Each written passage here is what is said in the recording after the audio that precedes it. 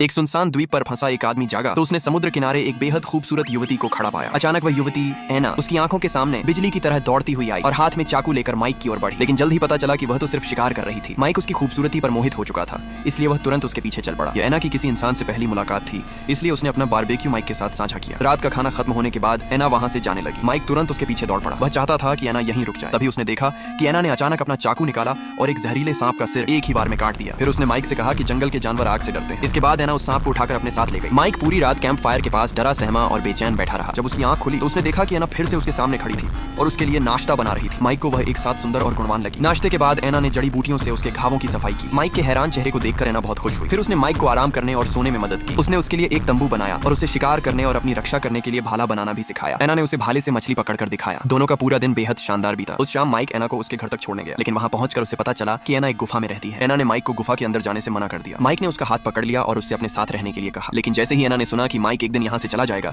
वह गुस्से से भर उठी और वापस गुफा के अंदर भाग गई। माइक अभी लेटकर सोने ही वाला था कि तभी एना वापस आई और उससे माफी मांगने लगी। वह पहले ही माइक से प्यार करने लगी थी। अगर माइक चला जाता तो दोनों हमेशा के लिए अलग हो जाते। एना माइक से दूर नहीं होना चाहती थी, लेकिन माइक उसकी भावनाओं को समझ नहीं पाया। अगले दिन अचानक एक हवाई जहाज की तेज गड़गड़ाहट से उसकी नींद खुल गई। माइक खुशी से उछल पड़ा और दौड़कर समुद्र किनारे पहुंच गया। वह हाथ हिलाते हुए मदद के लिए पुकारने ही वाला था, लेकिन तभी उसे पिछली रात एना की कही बातें याद आ गई। उसने धीरे धीरे अपने हाथ नीचे कर लिए और मदद